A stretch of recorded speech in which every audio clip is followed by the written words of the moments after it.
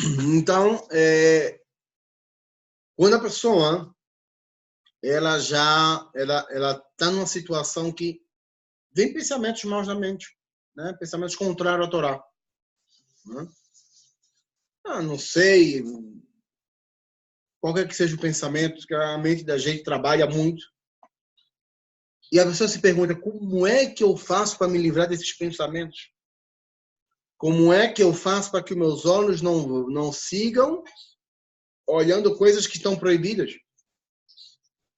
Né?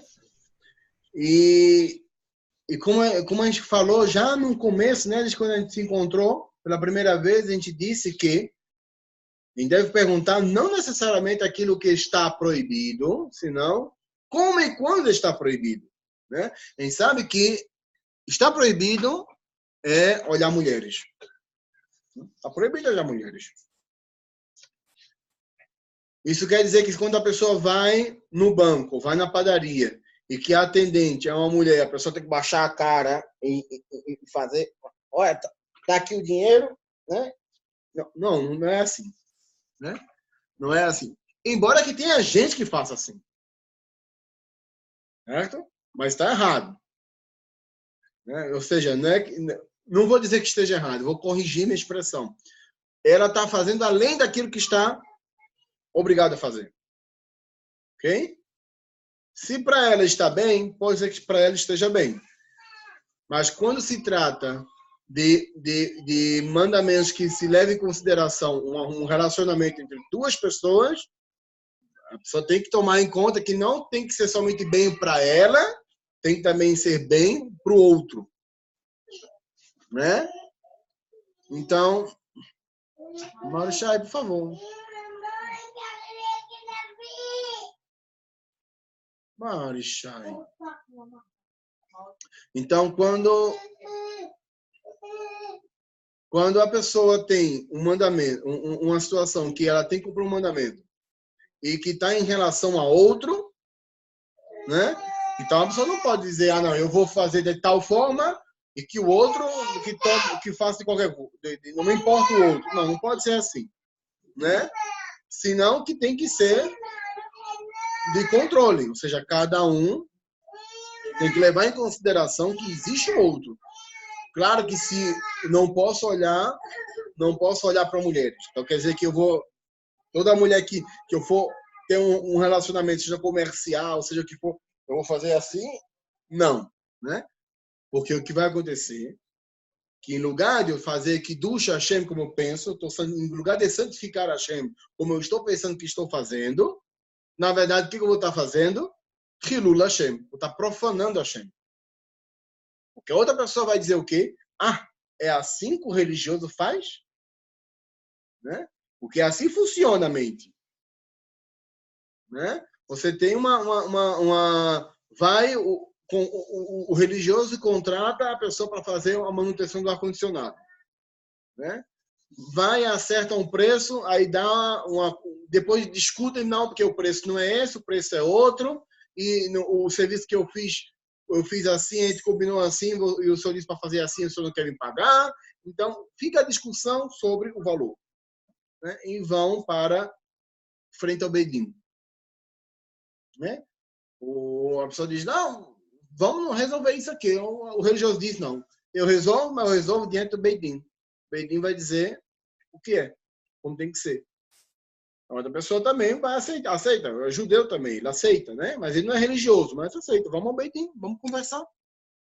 Chega no Beidim, né? Aí quando pergunta ao não religioso, ele vai dizer, porque esse aí é com a kippah na cabeça, mas não quer pagar o dinheiro. Então, a primeira coisa que faz é levar em evidência o fato da pessoa ser religiosa, independente do que, se o que ele está exigindo é correto ou não é correto. O que é que tem a ver que a pessoa tem que pagar na cabeça e não pagar o dinheiro? Óbvio que ele tem que pagar o dinheiro, mas tem que pagar aquilo que corresponde, né? Então, é independente se é religioso ou não. Mas, quando se trata, né, de um relacionamento entre um religioso e um não religioso, ou um religioso e um menos religioso, sempre o fator religião aflora no questionamento. Para os dois lados. Não é somente para o lado do não religioso, não. Também o religioso diz, porque esse não guarda a Torá, esse não teme a Deus e está fazendo assim, assim, assim. Né? Então, a pessoa já leva o lado religioso, que às vezes não é nem o foco. Não é nem o foco. Só que quando fazemos isso, quando isso se levanta, esse tema se aflora, a gente corre um risco muito grande de estar fazendo Hilul Hashem no lugar de fazer Kiddush Hashem. Rambam, ele traz nas leis de Kiddush Hashem, de santificação de Hashem, uma das meias ele traz assim, que a pessoa que... Como é que pode se fazer Hilul Hashem? Entre os exemplos que traz Rambam, é não guardar os mandamentos, ou que publicamente a pessoa vai contra os mandamentos, né? Ou nega a Torá. E traz Rambam uma situação contrária, que um Talmid Chacham, uma pessoa sábia, que faz uma ação permitida pela Torá, ela pode estar passando por uma proibição da Torá. Imagina, o paradoxo. Só está fazendo tudo que está de acordo com a Torá, mas no final está fazendo Hilul Hashem. E vai ser condenado. Segundo o Rambam, vai ser cobrado por esse Hilul Hashem. Exemplo. Tem um sábio, uma pessoa sábia, tudo isso. A sociedade o respeita e o recebe como sábio da Torá. E acontece que ele está viúvo, né? Esse é sempre o exemplo que eu uso, que é mais prático. Ele está viúvo. Ele tem 75 anos, digamos assim. Está viúvo e vai e se casa com uma jovenzinha de 19 anos. Tem algum problema nisso? Nenhum. Nem na lei de Deus, nem na lei dos homens. Certo? Agora, a sociedade, como recebe isso? Não recebe bem. Né? A sociedade não recebe bem. Começar a dizer, velho sem vergonha, né? Cavalo velho gosta de comer capim novo, né? A bicha aí já está interessada no dinheiro do velho. Então, começa um Hilul Hashem por algo que foi feito com Kedushá. Então, diz Rambam que, inclusive, uma ação que seja permitida pela Torá e a pessoa a faz, um sábio, um Talmid Chacham, faz uma ação permitida pela Torá, mas que a sociedade não está apta para aceitar isso, para receber isso como normal, essa pessoa passa por Hilul Hashem. Então, para ver o cuidado que uma pessoa deve ter. Quando a pessoa coloca uma kipa na cabeça e sai na rua com uma kipa na cabeça, tenha cuidado com o que você vai fazer. Tenha cuidado com o que você vai fazer. Uma coisa que eu aprendi com o seu Isaac é que quem é que cria o antissemitismo é o judeu. Que a partir do momento que a pessoa é judia, abre a boca e diz para o mundo inteiro que ela é judeu. Na primeira oportunidade que ela faz um erro, o que é que o povo vai dizer? Olha o judeu aí. Primeira coisa. Então, muito cuidado. Muito cuidado. Né? Então, Shelon Latur Acharei Machshavot Alev, Machshevet Lev Veirat Einaim, não seguir conforme o pensamento do coração e a visão dos olhos, é que a gente não deve seguir segundo as nossas tentações. Lembrar de onde viemos e quem somos e o que representamos. E isso é um mandamento que a pessoa cumpre em qualquer momento da vida. Porque eu quero ser judeu, eu quero guardar os mandamentos da Torá. Guarda esses 6. Esses 6 mandamentos, qualquer pessoa pode guardar. Seja ela judia ou não judia. Ela crê em Kadosh Baruch Hu, esses 6 mandamentos ela pode cumprir. E não vem dizer que é fácil, não, porque não é. Né? Isso é cumprir Shivitim Hashem Lenegdi Tamid. Colocar Hashem diante da pessoa todo o tempo. É ter esse temor e essa consideração de pensar em Hashem todo o tempo. Né? Tem Beit Knesset que coloca isso, não todos, mas tem Beit Knesset que coloca isso bem grande assim, em cima da Aroma Kodesh, para que todo mundo, quando chega para rezar, leia isso e diga, não, eu sei onde é que eu estou. Né? E não considerar o Beit Knesset como um lugar qualquer. Né? Dito isso, né, a gente tem aqui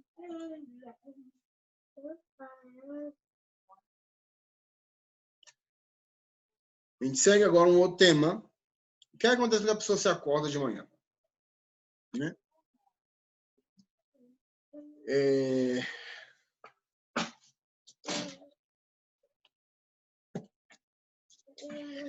Existem 13 brachot que são ditas pela manhã quando a pessoa se acorda.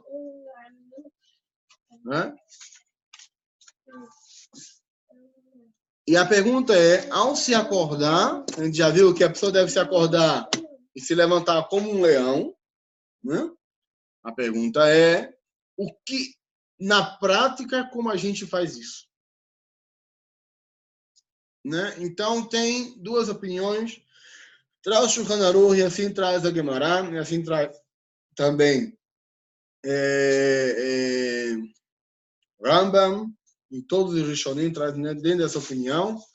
A pessoa se acorda de manhã, dá seu primeiro fôlego e diz Elokai Neshama.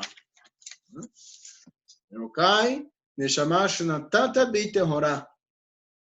אתה ברכתך, אתה נספתך, אתה נפתח בי, ואתה משמרה בקרבי, ואתה עתיד להתלה ממני, ואז זה להביא לעתיד לבוא. כי הקדוש ברוך הוא nos dá uma neshama, ok? E essa neshama é pura.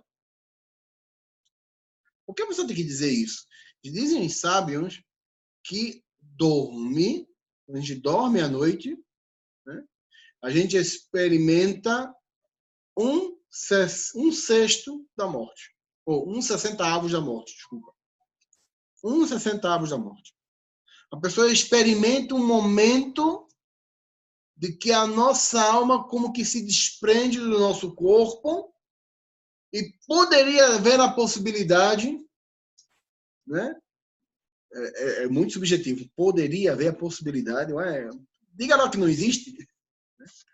Não, mas poderia acontecer de que a pessoa não voltasse a se despertar e morrer.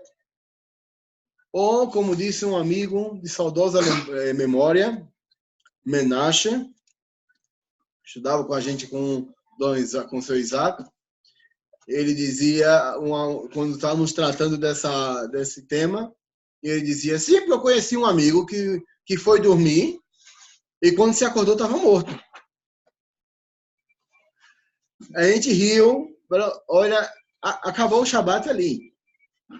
Né? Porque já não tinha mais reza, já não tinha mais pensamento, que a mente inteira pensando naquele camarada que quando se acordou estava morto. Né? Então, a gente agradece a Kadosh Baruch Hu porque ele nos dá mais uma oportunidade. Todo o tempo que a gente está vivo, a gente tem a oportunidade de fazer algo melhor. Depois que morre, acabou.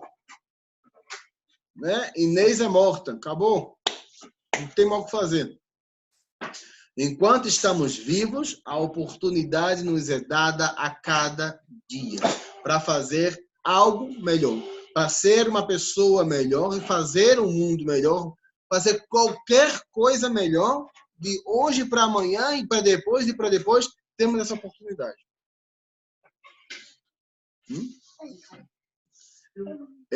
Então, por isso que se diz Elokai Neshama quando se acorda, agradecendo a Kadosh Baruch Hu, por ele nos dar essa oportunidade de retornar a nós a nossa alma, que ele poderia ter levado, a ele pertence. Né?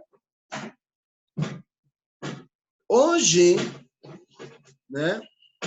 Hoje, em nossos dias, muitos se acostumaram a não começar com Elokai Neshama, senão com Modeani. Modeani, ele é uma composição muito posterior. Ela vem já do período dos Rishonim. Né? Ran, ele que traz a ideia de dizer Modeani, porque a Modeani ele vem com base na Kabbalah e que diz que a pessoa não estaria pura ainda para falar o nome de Hashem. Né? Porque na noite existe impureza. Segundo a Kabbalah, tem um Shulchan Aruch que também nos diz que à noite sofremos impurezas. Né? Segundo a Kabbalah, essa impureza é espiritual e ela recai a nós sobre a noite mesmo somente pelo fato de ter dormido.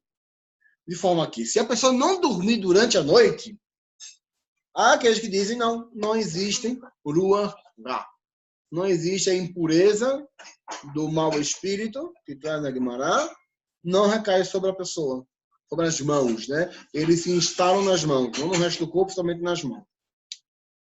Segundo a Kabbalah, diz não, isso existe se a pessoa dorme durante a noite. Outros posquim dizem não, isso existe quando a pessoa dorme porque a pessoa está dormindo e as suas mãos tocam partes do corpo que estão cobertas. Né? Então, aí já não considera Ruach Ra como algo espiritual, senão como algo de higiene. Né? Então, tem essas diferenças. Há quem diga que, sim, existe Ruach Ra. O que passa é que essa geração, isso já não é... Ai, meu amigo, graças. E, né? Ui, recebi meu pinuco. Baruch atah Adonai Eloheinu melech haolam borei pi adama. Amém.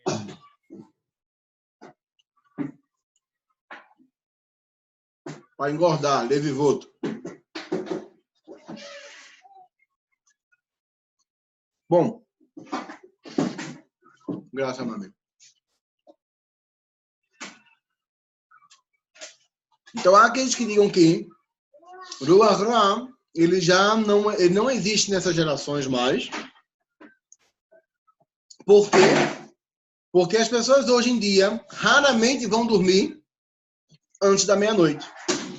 E Ruach Ra, segundo a Kabbalah, ele só se instala quando a pessoa vai dormir antes da meia-noite. Né? E meia-noite, ela é a partir de quando? 11h30 da noite já pode ser meia-noite, dependendo do horário do dia, né? Se é verão, inverno. Mas 11h30, né? Já pode ser mais de meia-noite já. Já pode passar da metade da noite. E raramente as pessoas vão dormir antes desse tempo. Hoje as pessoas dormem muito mais tarde. Então, aqueles que dormem mais tarde não recairia sobre ele o problema de Ruach Ra. Ainda segue a opinião de que recai sobre essa pessoa a questão do mau espírito, ou seja, da higiene. Né? Aqui eu a minha mais prático assim.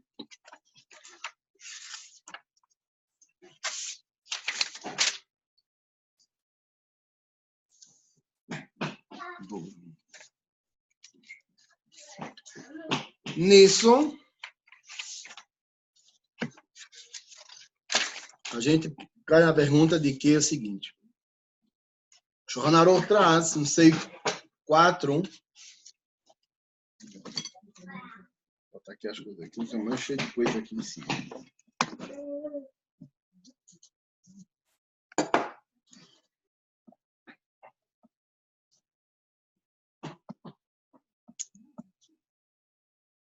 No Siman 4 está o Shulchan Aruch o seguinte. Irhat Yadav Veivarech Hanitlat Yadayim. Shulchan Aruch diz que a pessoa acorda-se de manhã e deve lavar as mãos. Ok? E por que eu trouxe o tema de que existe um Ruach Ra da noite? Porque segue aqui e diz o seguinte: Veish Ombrim Gam Asher Yatzar Ve'afilu Lo Asa Tzarchav Vechule Vechen Nagu. Essa é uma opinião de Ramá, que diz que, inclusive, também deve dizer Asher Yatzar, mesmo que a pessoa não tenha feito Asher Yatzar, ou não tenha feito suas necessidades. Se fala de não faz isso, que a gente não recita nenhuma brachá se não for necessária.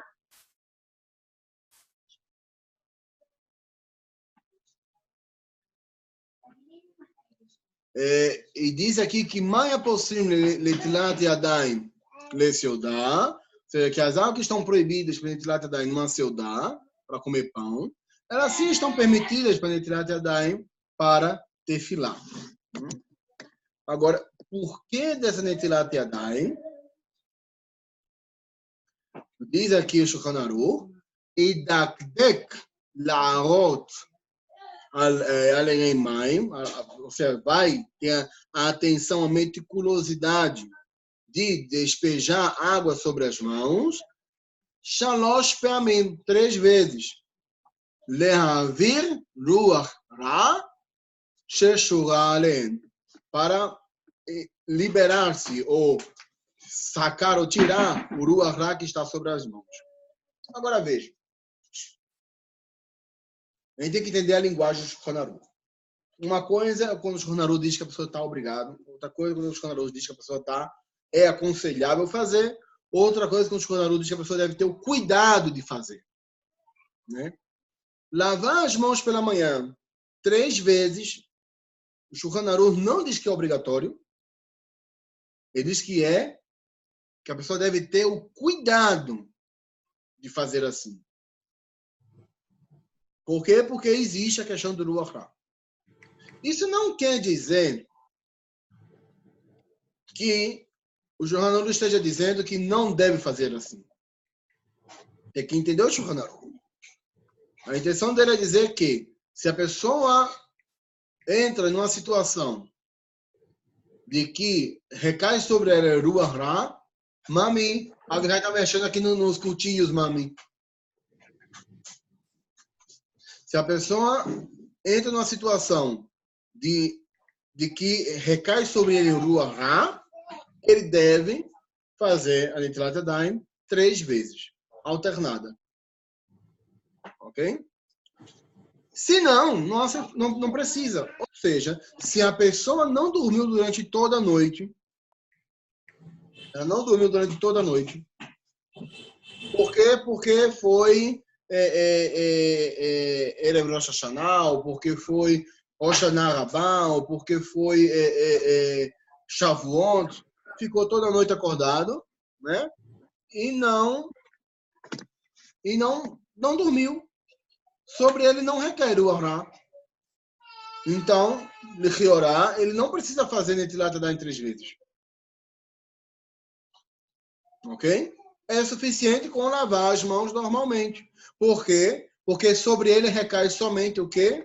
A sujeira das mãos. Se é que ele sujou as mãos. Então, a gente tem que separar o que é Netilat Yadayim e o que é limpar as mãos. Ok? Se a pessoa vai no banheiro, usou o banheiro, né? Fez suas necessidades, sai do banheiro, ela está obrigada a fazer Netilat Yadayim com um utensílio? Não. Muita gente faz assim. Né? Sai do banheiro, enche a canequinha e faz o ritual. Não é necessário. Por quê? Porque é uma Netilat Yadayim que se faz por limpeza. Toda Netilat Yadayim que se faz por limpeza, a pessoa não tem que fazer assim. Não está obrigatório fazer assim. Se quer, pode fazer, mas não é obrigatório.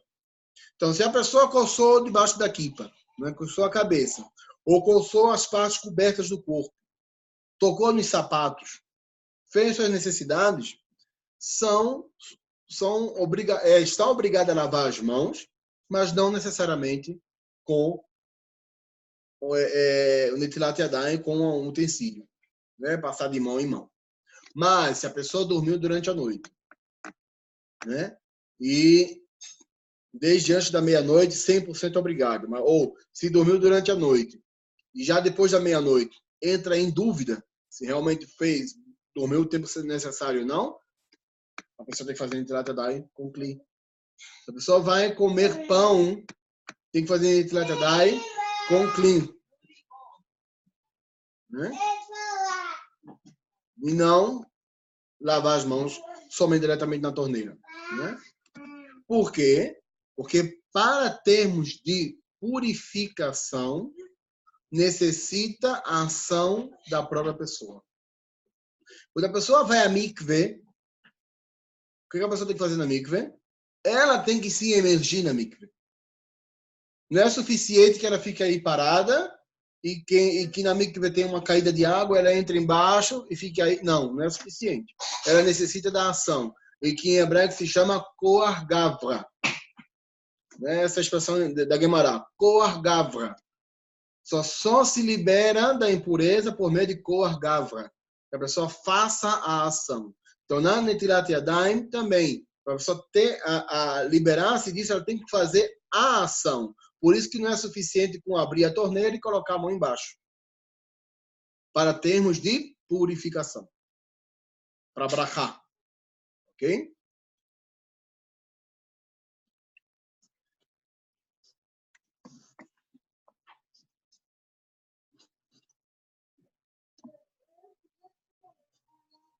Então, ensina Shonaru que a pessoa, antes de fazer essa Netilat Yadayim, ela não deve tocar, né,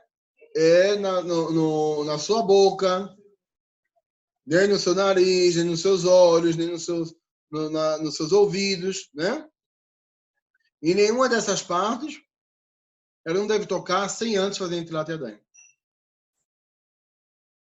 Aqui, já não é por questão do Iru Ahra, senão, mas já é por questões de limpeza. Se as mãos estão sujas, a pessoa não deve colocar nem nos olhos, nem no ouvido, nem nada. Primeiro lava-se as mãos e depois pode já tocar nos ouvidos e tudo que tem que ser. Muita gente se acostumou, porque há uma pergunta,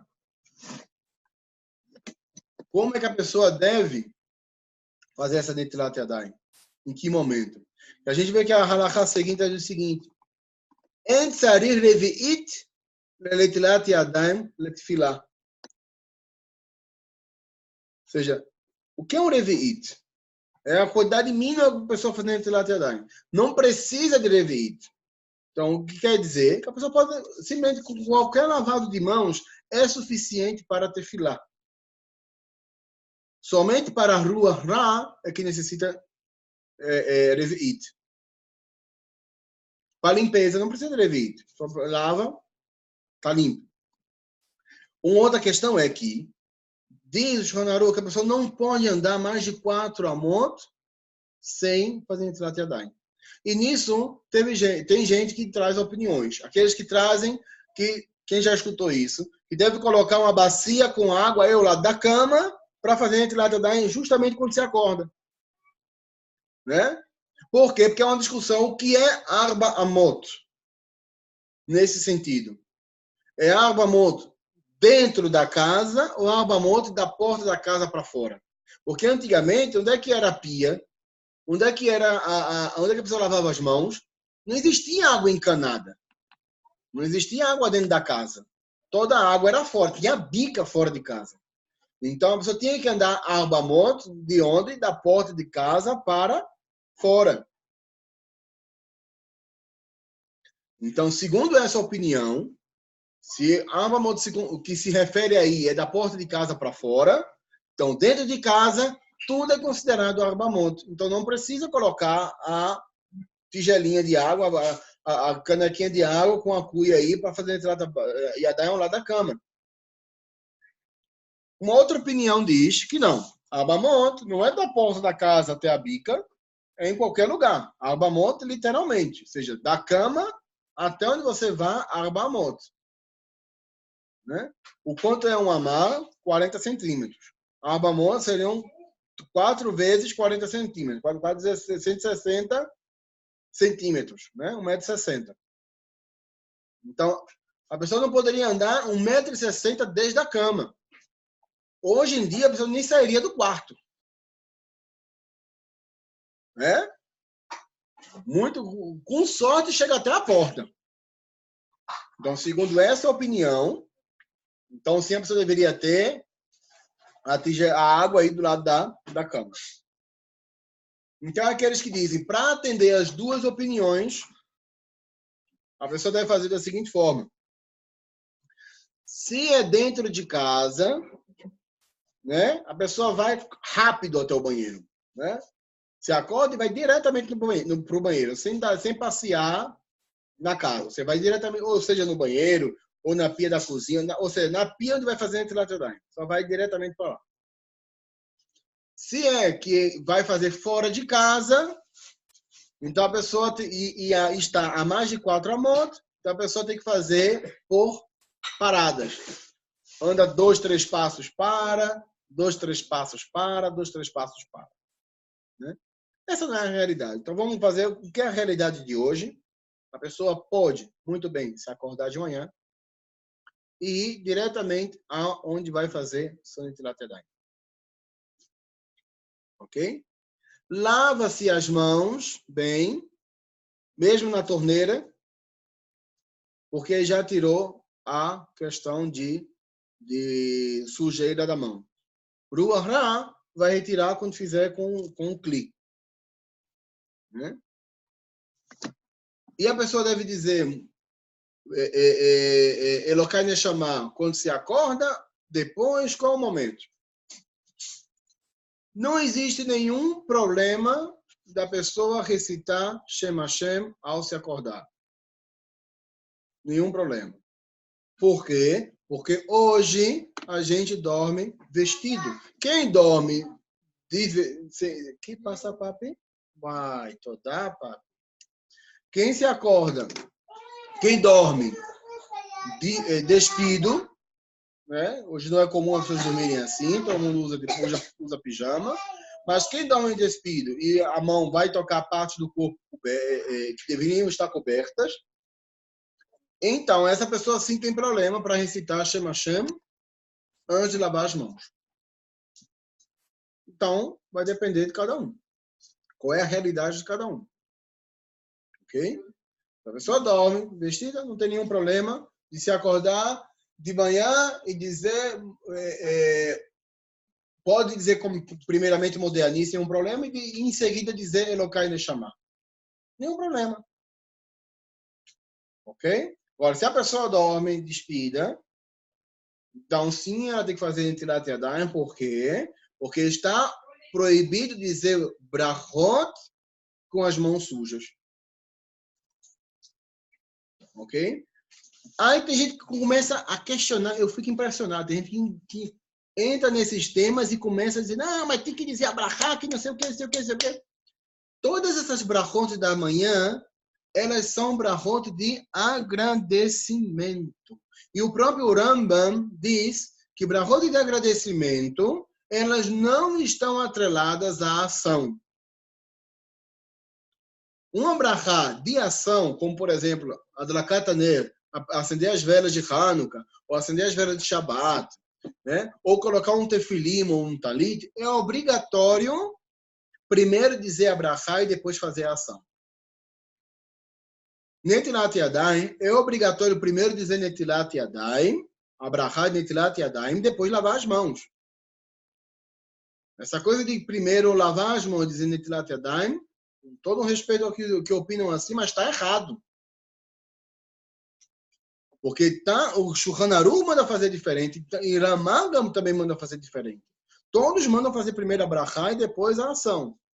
Somente no caso que se as mãos estiverem sujas, e foi por esse motivo das mãos estarem sujas, é que a pessoa deveria primeiro lavar as mãos e dizer a brachá antes de secar as mãos. É a única situação, e está explícito no Shulchan Aruch. Hoje, as pessoas andam com as mãos sujas, Se eu repartir aqui agora, para todo mundo aqui, um pedaço de bolo ou uma maçã, alguém vai lavar as mãos antes de comer a maçã? Ou vai pegar a maçã e vai comer? Então não vai pegar a maçã e vai comer, porque as mãos não estão sujas para isso. Não é verdade? Então, a pessoa primeiro diz a brachá e depois lava as mãos. Se é o caso que a pessoa está com as mãos sujas, o próprio Shulchan Aruch diz que a pessoa deve primeiro lavar as mãos e em seguida fazer a brachá e fazer netilat yadayim. No caso de pão. Né? Assim diz o Shulchan Aruch. Bom, então, a pessoa acorda de manhã, como ela pode fazer? Assim fazia Rav Ovadia. Primeiro ele ia no banheiro, fazia todas as suas necessidades no banheiro, saía daí, fazia sua netilat yadayim e seguia com todas as brachot. Né? O ideal, se a pessoa pergunta qual é o ideal, óbvio que o ideal se acordou, é como traz a Guemará. A pessoa se acorda, diz, Elokai Neshama. A pessoa se senta na cama e diz, Zokev Kefufim. A pessoa bota sua roupa e diz, Malbish Arumim. Né? Quando a pessoa acorda e abre os olhos, né, diz, Poker Ivrim. Né? Dizer cada brachá ao tempo. Ora, daí a gente vê que se os sábios da Guemará mandou fazer cada brachot dessa, cada brachá dessa, ao seu tempo, é óbvio que não existe nenhum problema ou nenhuma obrigação de primeiramente lavar as mãos para fazer essas brachot. Ok? Hoje em dia, tem gente que faz assim, muita gente faz assim, mas como essas brachot são brachot de agradecimento, elas não são obrigatórias a serem recitadas no momento da ação. Então, elas podem ser ditas depois, sem nenhum problema. Ah, mas Rambam disse que era errado que a pessoa dissesse isso numa sinagoga. Né? Fizeram uma pergunta a Rambam e questionaram a ele, como é que pode ser? As pessoas aqui em Alepo, se não me equivoco, foi a comunidade de Alepo, foi de Damasco, escreveu a Rambam dizendo, olha, que as pessoas aqui vão para a sinagoga e quando chegam na sinagoga, antes da Tefilot HaBoker, o Hazan faz todas as brachot da Tefilá, da manhã, de Ashkamat HaBoker, e tira todos de Rová. E Rambam diz, não. Aí não. Está errado. Por quê? Porque, e se ele não cumpriu, ele mesmo não fez tudo, se ele não escutou o galo cantar, como é que ele vai fazer a brachá do galo? Tem gente que diz que a brachá do galo não precisa escutar o galo cantar, senão amanheceu, então a pessoa diz, né? Não tem servile vinalha vim bem não venaila, porque o texto em si não diz que o galo tem que cantar. Mas na Guemará diz que quando escutar o galo cantar, diga brachá. Então Rambam vai segundo a Guemará. Né? Em todo caso, a pessoa pode dizer essas brachot todas em seguida, né? Porque são brachot de agradecimento e não estão atreladas, como essa é a regra, à ação. A pessoa pode primeiro praticar a ação e depois recitar a brachá.